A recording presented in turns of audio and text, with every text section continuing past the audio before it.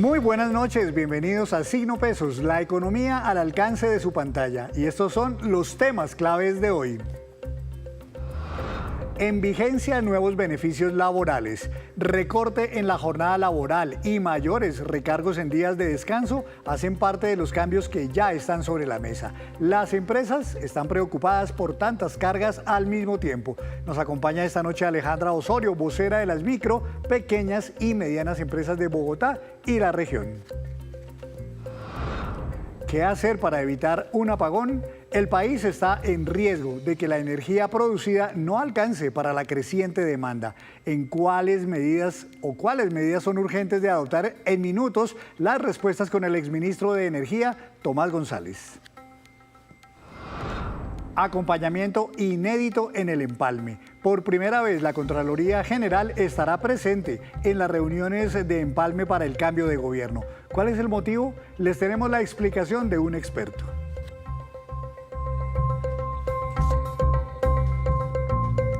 Comenzamos esta emisión de Signo Pesos hablando de varias noticias que le importan a millones de trabajadores en todo el país y por supuesto también a las empresas, porque tienen que ver con cambios en materia laboral, algunos de los cuales ya empezaron a regir. Doctora Alejandra Osorio, directora de ACOPI Bogotá y Cundinamarca, buenas noches, bienvenida a Signo Pesos. Buenas noches para ti, Henry, para toda la audiencia. Doctora Alejandra, comencemos hablando del tema de los recargos que ya empezaron a regir, porque esto entró en vigencia el 1 de julio. El recargo por trabajar en días de descanso, ¿en cuánto estaba y en cuánto queda a partir de ahora? Bueno, con la aprobada reforma laboral del año pasado se estableció un incremento paulatino que va a llegar al 100% y en este momento incrementa al 90%. Y esto pues va a afectar de manera importante la estructura de costos, especialmente de la pequeña y la mediana empresa, quienes deberán y ya tendrían que estar incorporando a partir del 1 de julio en la liquidación de esta primera quincena estos recargos si hubiera lugar a ellos, dependiendo de las jornadas y de cómo estén establecidos los turnos de trabajo en cada una de ellas. El Ministerio de Trabajo ha aclarado que aun cuando normalmente uno habla de recargo por trabajar en día dominical o festivo, en realidad corresponde al recargo de cualquier día de descanso obligado y acordado que tenga el trabajador y que deba trabajar. Por ejemplo, hay gente que trabaja el fin de semana, entonces su descanso es, por ejemplo, el jueves o el miércoles o el martes. Si trabaja ese día de descanso, ahí corresponde entonces también ese recargo, ¿verdad? Así es, digamos que las empresas establecen de mutuo acuerdo cuál es el día de descanso. Por lo general, para los trabajos de oficina pues se establece que es el domingo o el fin de semana. Sin embargo, hay otras actividades donde se establece de otra manera porque la actividad económica así lo amerita. En ese caso, cuando las empresas lo requieren, los servicios de los trabajadores de funcionamiento por el día de descanso, pues deberán pagar un recargo adicional que está establecido en la reforma laboral. También recordemos que va a entrar en vigencia a partir del 15 de julio la última reducción gradual del recorte de la jornada laboral, y en ese sentido son dos cambios, dos ajustes que se mezclan y que deben trabajarse no solamente a nivel de la estructura de costos, sino a nivel operativo y logístico en la implementación de los turnos y los ajustes que la nómina tiene que hacer en cada caso. Así es, la jornada laboral también por una ley venía reduciéndose gradualmente y ya entonces este es el último incremento, queda entonces en 42 horas. Doctora, sumado a este cambio que usted acaba de mencionar, el recorte adicional en la jornada laboral, a los recargos que ahora quedan en 90% cuando se trabaja en día de descanso, ¿qué tanto pesa eso para una empresa cuando es intensiva, por ejemplo, en mano de obra? Bueno, lo que nosotros hemos calculado es que ese incremento puede estar pesando en la nómina o en los costos laborales entre un 15 y un 30%, dependiendo de la intensidad de la mano de obra, pero también, por ejemplo, de cuando se incurre en trabajo nocturno o en horarios que no están contemplados bajo la jornada diurna, que recordemos también se estableció de 7 a 7 de la noche. Eso quiere decir que cuando hay trabajos por fuera de esa jornada, también esto hace incurrir en algunos sobrecostos, sumado pues a la reducción de la jornada y a los días que se trabaje en día de descanso. Entonces, esta sumatoria da un incremento entre el 15 y el 30%, dependiendo de cuando hay uso, por ejemplo, de maquinaria de uso intensivo que tiene que estar en continuo procesamiento y que no puede ser apagada, o por ejemplo también para todas las empresas del sector de comercio que operan en los horarios contra, digamos, jornada laboral habitual de oficina, o también empresas como pueden ser el sector gastronómico que operan también en unas jornadas un poco distintas a las del horario establecido en la jornada diurna. Claro, me imagino que algunas empresas de pronto tengan algún margen de maniobra y puedan hacer algunas variaciones de horario para efectos de evitarse el pago de todos estos recargos y de pronto de horas extras con el recorte de la jornada laboral. Pero la mayoría, me imagino, ahí no hay mucho que hacer y les toca es sacar más dinero, digamos, para pagar mayores costos laborales. Pues lo que puede terminar pasando también es que esto lo que genera es que se produzca menos, porque si definitivamente no hay una compensación económica a nivel de ventas, a nivel de ingresos para las empresas, al tener que incurrir en estos costos, sobrecostos en este momento, pues entonces lo que se decide es ajustar a la baja los turnos o reduciendo la capacidad productiva de las empresas. Entonces, eso hace parte como de los retos, repito, no solamente a nivel de los costos, sino también operativos y logísticos que tienen que hacer las empresas al interior para reorganizarse y poder conservar la misma productividad con menos horas laborales. Pues mire usted que el Ministerio de Trabajo, el gobierno en general, tienen la tesis de que todos estos cambios son muy positivos para todo el mundo porque al trabajar menos tiempo, el trabajador va a resultar mucho más productivo y esa productividad, por supuesto, beneficia a la economía de las empresas. ¿Es así? ¿Ustedes creen que efectivamente la gente se vuelve más productiva con estos cambios? ¿O en lo que han visto, porque esto ya ha venido gradualmente, no han notado ningún incremento, digamos, en la productividad? La productividad laboral en Colombia no ha subido sustancialmente, de hecho, como normalmente sucede a final de año en la mesa de concertación, lo que encontramos es unas fluctuaciones, pero que nunca superan un valor representativo, y allí entonces lo que encontramos es que, a diferencia de países desarrollados donde se han implementado la reducción de jornadas laborales con unos aumentos importantes en productividad, esto se debe a la adopción de tecnología o de uso intensivo de herramientas que permiten realmente reemplazar parte de esa productividad que se deja de tener de la mano de obra directa por una automatización o una mejora en eficiencia de los procesos. Eso quiere decir que realmente hoy lo que vamos a ver en Colombia es una restricción de la capacidad productiva y no un aumento en la productividad laboral de los trabajadores. Claro, y es que estos cambios, doctora, se suman a muchos otros que traía la reforma laboral, muchos ya se han implementado y en realidad muchas empresas se han quejado pues porque son demasiados cambios en un corto periodo de tiempo. Estamos a puertas, doctora, de un cambio de gobierno. ¿Tienen ustedes alguna petición, alguna recomendación especial en materia laboral para el nuevo gobierno para efectos de, si no contrarrestar lo que ya está establecido, por lo menos evitar que el país siga por esa senda de otorgar mayores beneficios laborales que pueden terminar perjudicando mucho el crecimiento y la economía de las empresas? Pues el requerimiento general es que existan en Colombia condiciones más favorables para producir.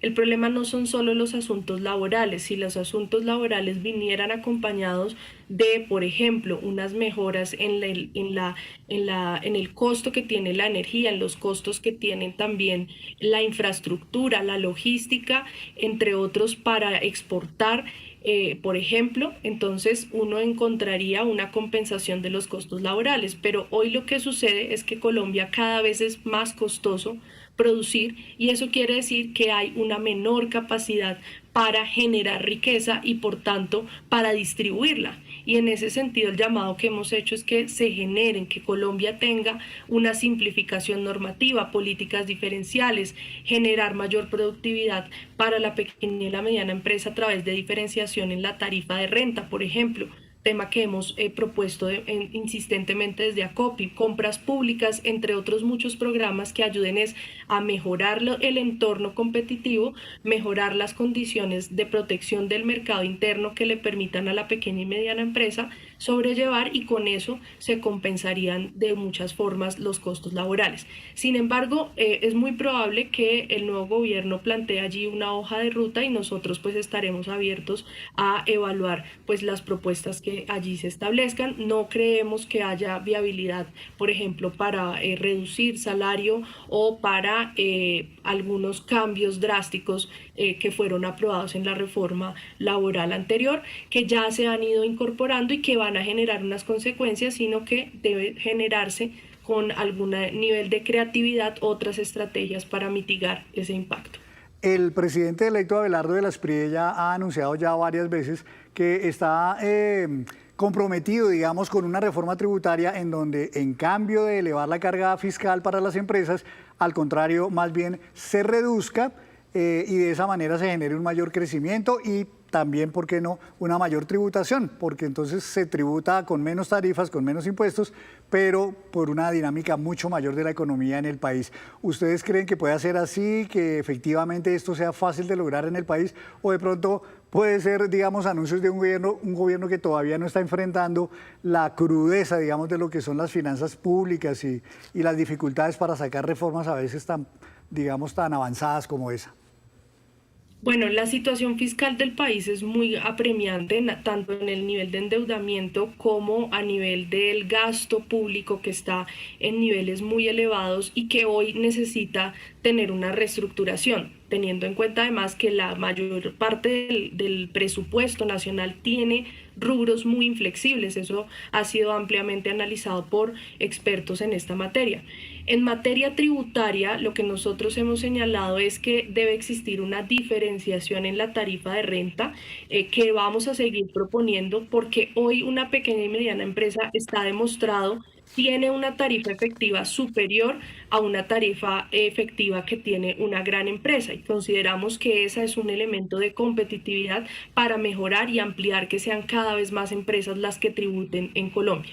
Un segundo elemento en materia tributaria tiene que ver con el contrabando, que es cerca de 8 billones de pesos, y con la revisión, si no reajuste, pero por lo menos sí una revisión exhaustiva de todos los beneficios tributarios que se cuentan en el país, que se sabe o está contabilizado que pueden sumar alrededor de 130 billones de pesos a nivel nacional. Entonces, ahí creemos que hay un grueso de cambios que podrían dar un resultado importante, pero sabemos que hoy la situación fiscal va a requerir una reforma tributaria que seguramente va a ser muy agresiva, pero no tenemos las condiciones hoy para opinar sobre algo que el gobierno no ha efectivamente propuesto. Pues vamos a ver cómo evolucionan entonces estos planes del gobierno electo en favor de las empresas. Doctora Alejandra, gracias por estar en Signo Pesos. A usted, Henry, muy amable como siempre. Buena noche. Éxitos, doctora Alejandra Osorio. Hacemos una breve pausa, pero cuando regresemos, espere, aumentan los llamados para quienes deseen cambiar de régimen pensional. Ya les cuento del plazo que está por agotarse. Gracias por mantenerse conectado con Signo Pesos. Desde hace meses se viene hablando de un riesgo que cada vez estaría más cerca, un apagón eléctrico. Y las razones que han llevado al país a este escenario son muy variadas. Para analizarlas, saludo al doctor Tomás González, quien fue ministro de Minas y Energía en el país, pero también hoy es director del CREE. Doctor Tomás, bienvenido a Signo Pesos. Buenas noches. Henry, buenas noches. Muchas gracias por la invitación. Hace como 35 años, doctor, no se hablaba de una posibilidad de racionamiento, de apagón eléctrico en el país. De hecho, creo que la mitad del país no sabe lo que es eso, pero a los que sí lo vivimos nos trae muy malos recuerdos. ¿Por qué estamos otra vez frente a este escenario? ¿Qué fue lo que falló? ¿Cuál fue la principal razón para que estemos abocados hoy a hablar otra vez del fantasma del apagón? Mire, Henry, y cuando hablamos de problemas de suministro, de racionamiento de cortes, la mejor manera de mirarlo es pensar que esto es un problema de oferta y de demanda. Y en ese sentido, pues tenemos que mirar ambos lados. ¿Qué está pasando por el lado de la oferta? Por el lado de la oferta, lo que está pasando es que no hemos logrado sacar los proyectos a tiempo, es decir, no está entrando la suficiente energía que necesitáramos que entrara, hasta está en la base del problema. Las líneas de transmisión que llevan la energía desde donde se produce hasta donde se consume, también hay unas que tienen problemas. Y ahora, cuando estamos en una situación en que los proyectos no entran, en que nos comimos los colchones, estamos teniendo que enfrentar un fenómeno del niño que parece va a ser muy, muy fuerte. Y ese fenómeno del niño quiere decir que hay menos lluvias y que entonces se puede generar menos con agua. Entonces, fíjense qué es lo que pasa. Yo tengo menos agua para generar. Y entonces lo que hago es depender mucho más de las térmicas, pero no tengo muchas más energías de respaldo. No ha crecido mucho la generación frente a lo que se esperaba. Está entrando, el año pasado entró como el 10% de la generación que se esperaba, los años anteriores máximo por ahí el 20-25%. Entonces estamos dependiendo de que las térmicas salven el día, pongan toda la generación que no se puede poner con el agua. Eh, y paralelamente a eso, por el lado de demanda, tenemos una demanda que está creciendo rapidísimo. El mes pasado creció como 8%, este mes está creciendo cerca del 6%, entonces usted tiene una demanda muy fuerte, un niño que le va a traer poca agua y le va a traer mucho calor, lo que aumenta más la demanda, proyectos que no entraron y generación térmica que va a estar a tope para tratar de cumplir. Y es en esa situación en la que nos encontramos y es por esa razón, Henry, que el operador del mercado, el que le hace seguimiento a las variables del mercado, que son las cifras oficiales, está advirtiendo que estamos en una situación crítica para final de año y primer semestre del próximo. Algunos especialistas dicen también que la llamada transición energética que impulsó el gobierno que está terminando, terminó jugando en contra también porque desestimularon la búsqueda de petróleo y sobre todo de gas que ahora justamente se necesita para abastecer a las térmicas. Estamos importando mucho más gas, doctor. ¿Esto va a seguir incrementándose y va a seguir encareciendo inclusive el servicio? Lo que usted dice es cierto, Henry. Por un lado, lo que el gobierno dijo es tenemos que marchitar los fósiles porque no creemos en los fósiles, no nos gustan los fósiles porque generan problemas climáticos. Entonces los descuidaron, tuvieron señales ambivalentes, cerraron la exploración de hidrocarburos. Y por el otro lado, que se supone que era el que iba a meter los renovables, tampoco lograron sacar adelante los proyectos rápidamente. Entonces quedamos en cierta forma en un mundo muy malo, en donde hemos ido marchitando los fósiles, hemos ido atacando los fósiles, hemos descuidado los fósiles, pero no hemos metido la generación renovable suficientemente rápido. Y todo eso es lo que está en el centro del problema de lo que hablábamos ahora, de ese desbalance, de esta tensión tan grande que hay entre la oferta y la demanda. Claro, la compañía XM, que es la que de alguna manera, digamos, administra todo el sistema eléctrico en Colombia, hablaba justamente en las últimas horas, en los últimos días, de esos riesgos que se están viendo en el país, pero hablaba sobre todo de mayores riesgos en la costa Caribe y en el centro del país. Hablaba de Chivor y de las líneas de alta tensión que se están construyendo. ¿Por qué estas dos zonas tienen hoy día mayores probabilidades, digamos, de un riesgo peor? Porque usted tiene que en esas dos áreas, en el Caribe y en el oriente del país, en Cundinamarca, Boyacá, donde quedan Chivor y Guavio, vamos a tener, en el caso de Chivor y Guavio, vamos a tener unos mantenimientos. Entonces, al tener esos mantenimientos, no vamos a potencialmente a tener la energía que necesitamos para darle solidez al sistema, lo que se llama potencia. Y por el otro lado, en el caso del Caribe, pues tenemos una incertidumbre grande sobre qué tanta generación térmica se va a poder entregar. Las plantas van a estar bien, van a estar en capacidad de entregar. Acuérdese, Henry, algo que ustedes han reportado y es que hay unas enormes deudas que se tienen con los generadores térmicos. La empresa Aire que intervino el gobierno no paga la energía desde hace más de año y medio. Entonces, estamos en una situación en que esos generadores de la costa enfrenta una incertidumbre muy grande. Y si esa generación de la costa que se necesita para mantener la estabilidad del sistema y si la del oriente del país que se necesita también para asegurar la potencia van a tener potenciales fallas, pues el riesgo se hace más grande. Eso fue exactamente lo que dijo el operador de mercado. Tenemos un problema serio y delicado en estas dos zonas del país.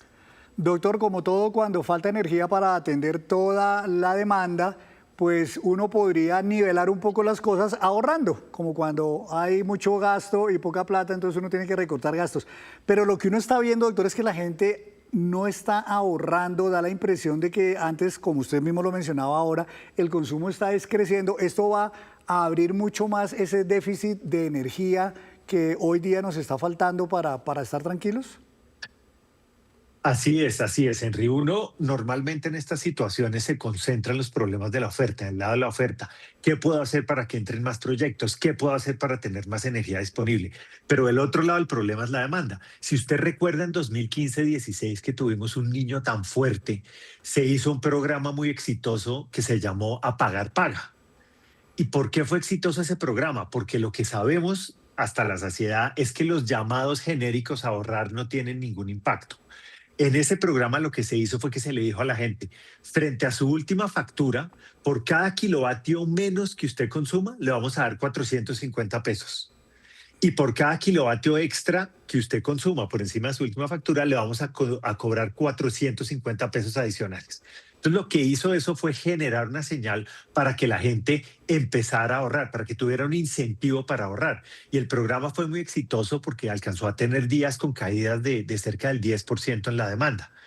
Entonces ya tenemos en Colombia una experiencia que funcionó sobre la cual podemos construir. La Comisión de Regulación ha estado mandando unas señales, pero esto se tiene que volver una campaña concreta, fuerte y clara para la gente, porque si la gente no es consciente de esto, no es consciente de cómo va a operar, no es consciente de cuándo va a operar, pues va a ser difícil que estas iniciativas tengan éxito. Entonces, usted lo señala muy bien, Henry. Esto es, saquemos toda la oferta que podamos, aceleremos lo que podamos la oferta y por el otro lado, reduzcamos lo que más podamos la demanda a través de programas de ahorro como Apagar Paga.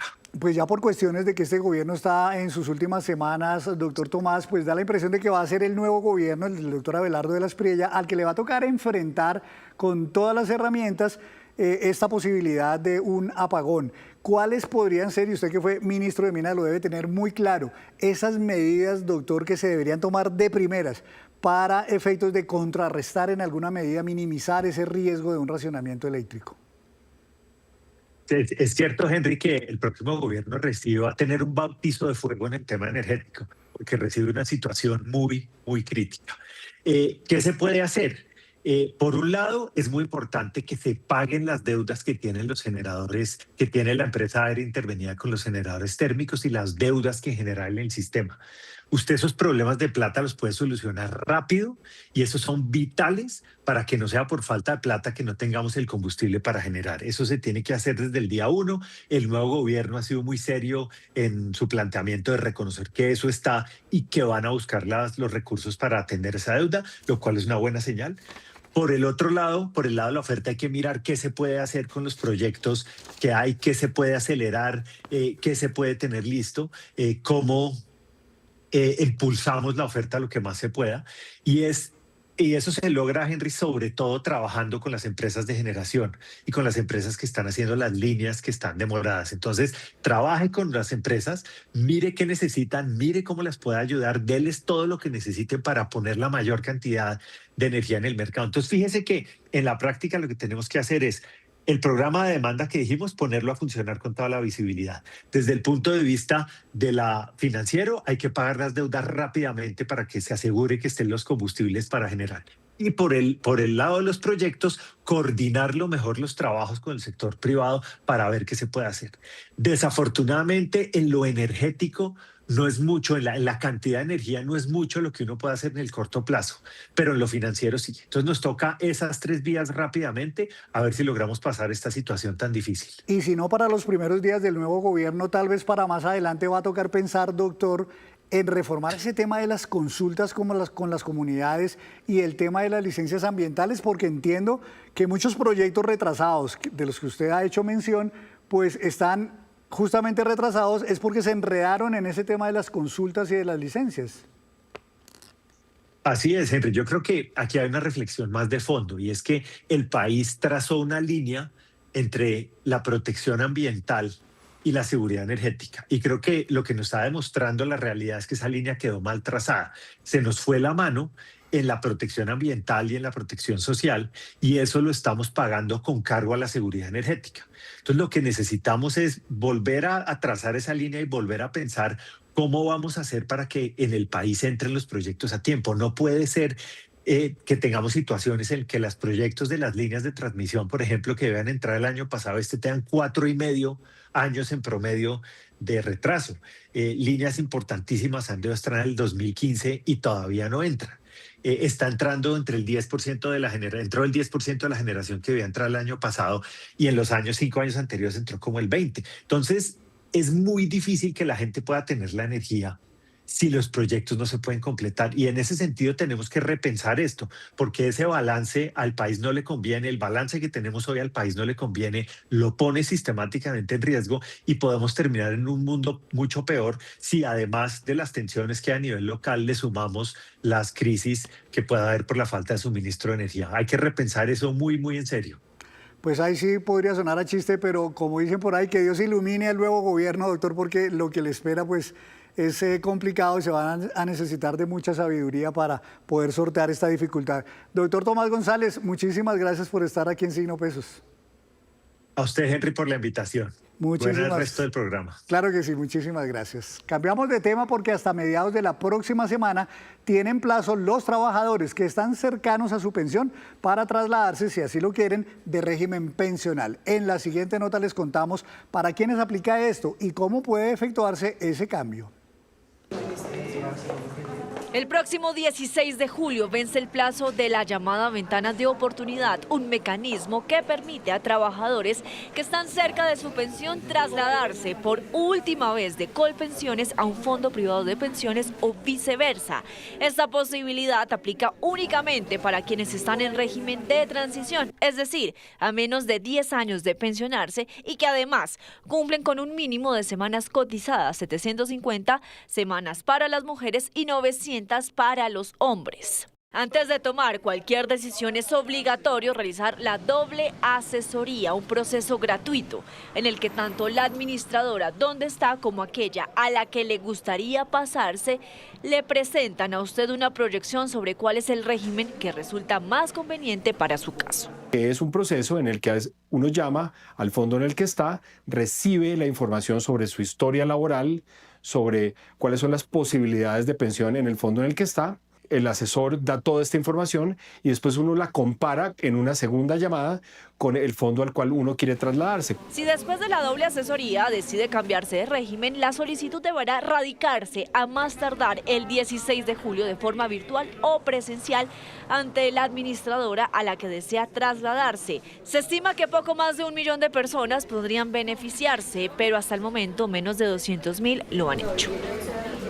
Y la Contraloría General de la República, en una carta enviada al vicepresidente electo José Manuel Restrepo, anunció que hará parte de este empalme entre el gobierno entrante y el saliente para garantizar la transparencia del proceso y de la información. Esta es la primera vez que el organismo de control acompañará este proceso. Sobre el tema nos contó sus impresiones el exministro Juan Camilo Restrepo. Yo veo este anuncio de la Contraloría participando en estas reuniones de empalme como positivo. ¿Por qué? Porque la mayoría de las discusiones que parece que están aflorando son de carácter fiscal. Y la Contraloría es la entidad que tiene los datos más actualizados y más fidedignos en materia fiscal. De manera que si ella, la Contraloría, puede contribuir a un mejor entendimiento de cuál es el panorama fiscal que recibe el nuevo gobierno, del gobierno saliente, pues todo es para bien del país y de la República.